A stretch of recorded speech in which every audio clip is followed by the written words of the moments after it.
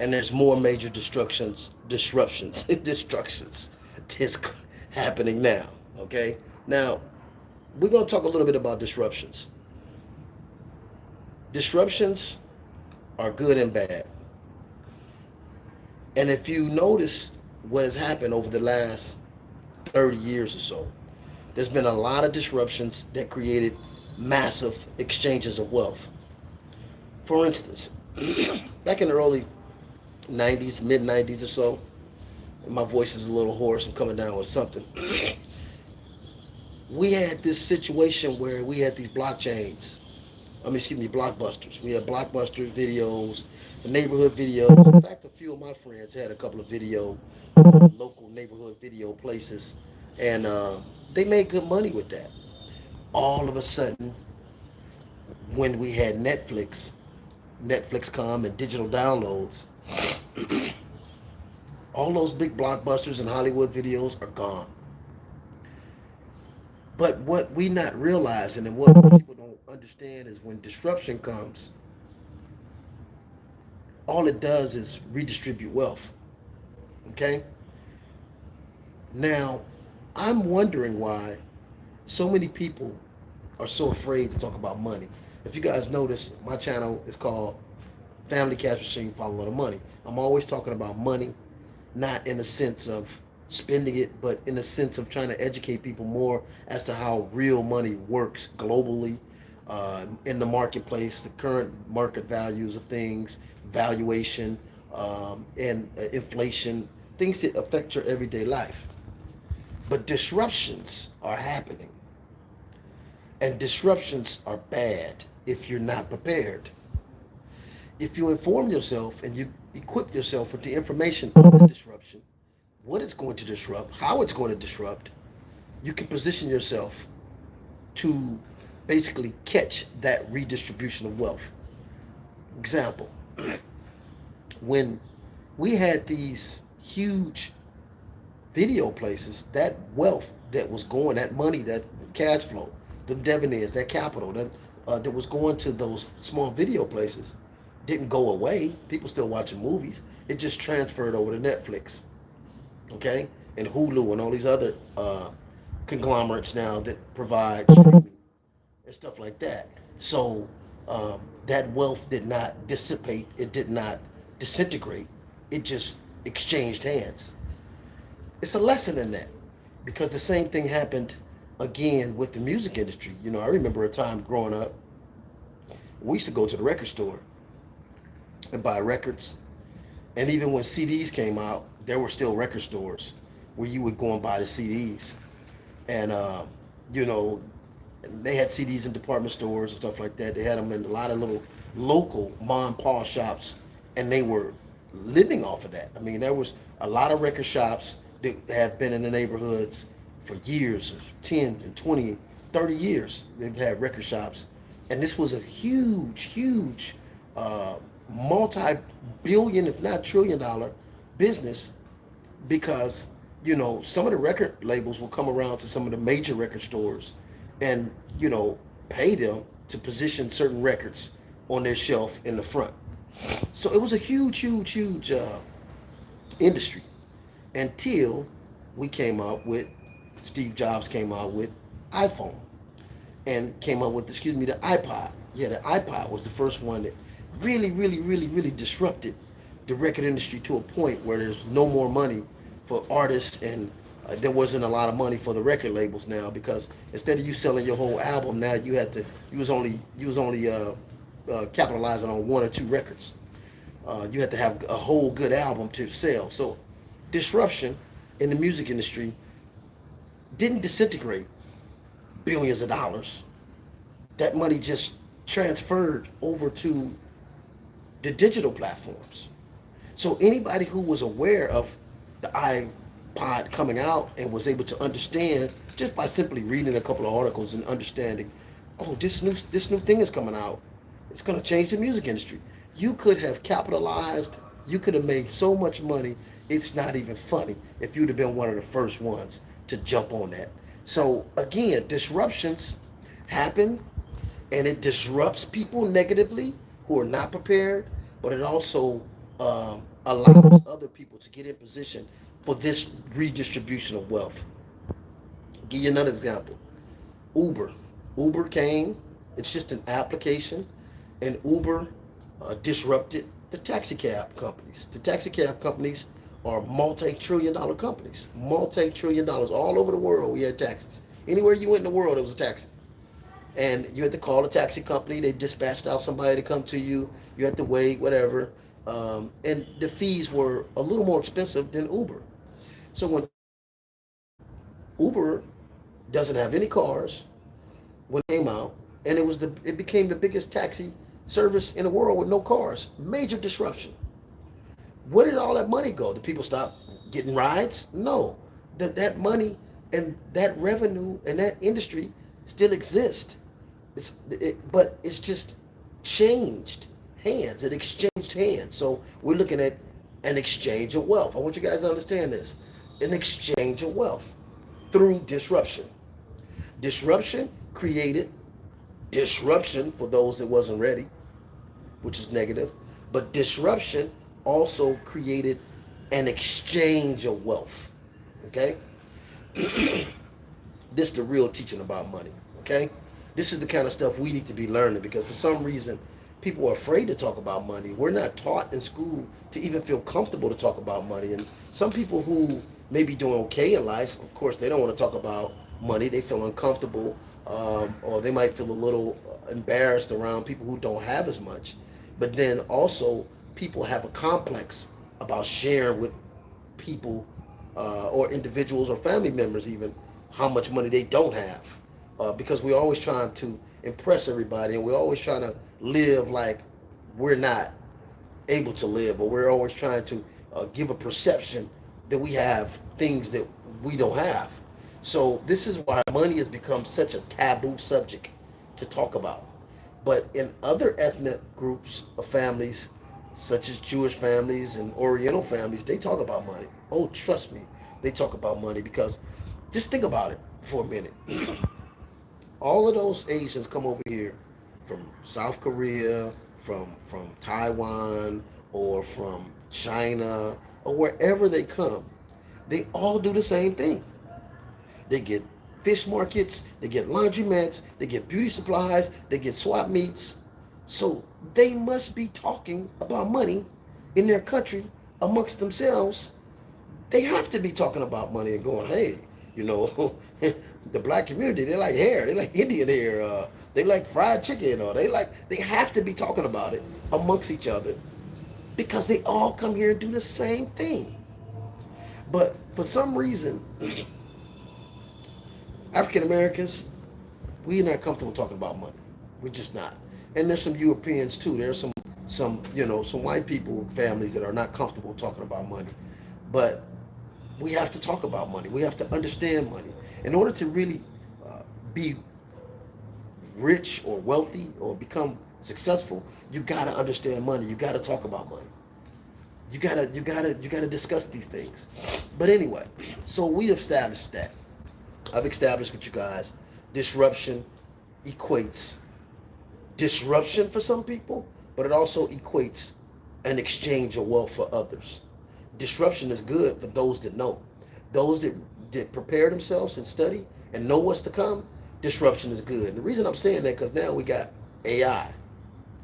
And they saying right now that AI could take 800,000 jobs in the next couple of years. That's a major disruption. And those that are not preparing themselves for this disruption will be disrupted. But people like myself, who I'm using AI to create blogs, things I want to talk about, videos I want to produce, I'm using AI to do it, and it's helping me to put out more content and get my message out to more people faster, without me actually sitting there and typing up all of the words, word for word. So for me, AI is actually increasing my income, because I'm understanding the technology. I understand disruption, and I don't want to be disrupted, and I want to be in that side with the disruption and the exchange of wealth is coming. Now, I'm saying all that to say this. Right now, you guys, I'm showing everybody how to trade. I have some really qualified traders that have laid out these courses so prolific and so beautifully for you guys to go from knowing nothing to knowing how to master any industry you want to master, whether it be crypto, whether it be S&P 500, whether it be stocks, whether it be binary options, whether it be precious metals, oil. We teaching it all. Okay, I have the trained, skilled traders that's teaching all this, and the reason we have to understand this because all the industries are changing now. Everything is changing. Like I just mentioned, AI is about to disrupt over 800,000 jobs in this next couple of years. So you don't want to be on the side of those that's disrupted. You want to be the disruptor. You want to be on that side because that side is going to receive all the exchange of wealth. Now, also what's getting ready to happen is we look like we're getting ready to go to war.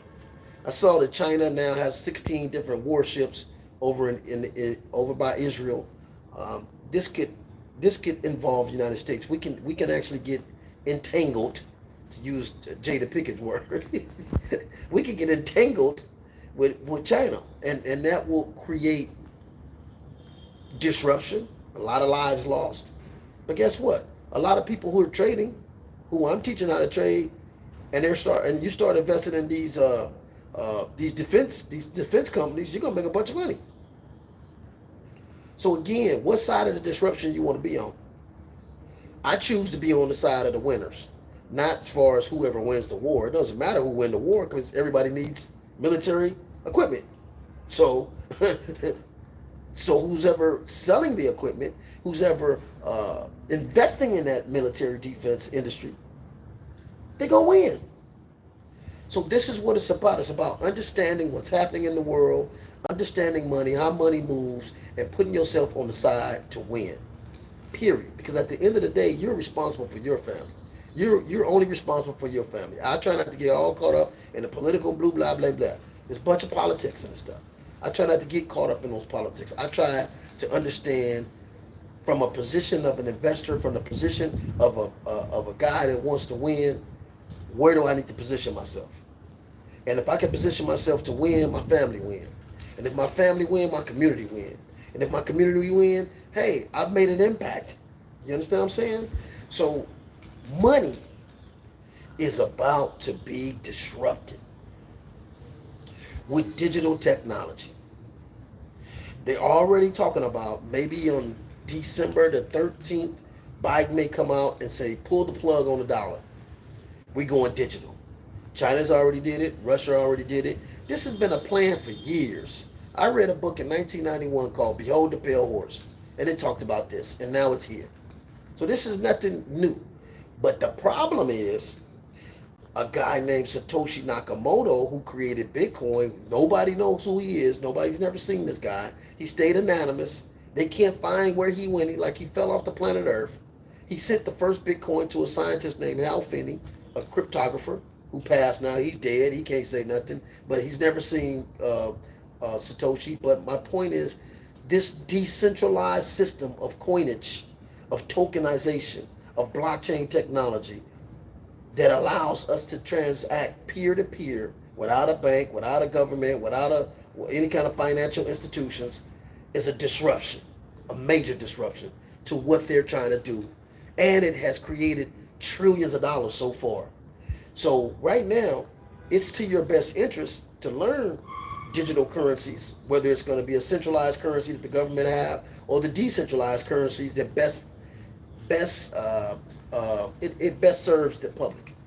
Okay, it best serves the public because once we have a currency that the government regulates 1,000%, once we have a currency that the government can tell you every little transaction that you can do and can't do, that's going to be this word here always. This word always is hard for me to say. Totalitarianism. It's going to be totalitarianism. I don't know if I said it right, but you can pull it up. It's a total authority. It's total control of your money. They're going to be able to tell you what you can buy and what you can't buy. They're going to have one system where everybody's currency is connected to. That's a very dangerous system because money is not just the power to go buy things. Money is an expression of freedom. Money is an expression, period. When you have money, you can travel where you want, go where you want, do what you want, buy what you want. But if somebody is controlling your transactions, you don't have freedom. You're being controlled because even though you may have money, you don't have the freedom and the ability to transact how you want to transact, when you want to transact. You want to support a certain alderman or mayor or congressman, you give them $1 million or $200,000. That's just an expression of your support. So the money is used as an expression of your support. But if somebody is controlling or denying you from making certain transactions, that's the coldest form of slavery I've ever seen in my life. That's an indirect form of slavery, but it's slavery nonetheless. It's control nonetheless. That's a whole different level of communism, fascism, socialism, where you think you're free, but you really can't do what you want to do without the government looking at it and approving it. And that is one of the worst things that's going to happen. But again, we've already had blockchain, Bitcoin, Ethereum, these decentralized platforms beat them to the punch before they came out with theirs. And it's always going to be there. They can't ever stop decentralization because it's just networks upon networks upon networks. There's no server nowhere.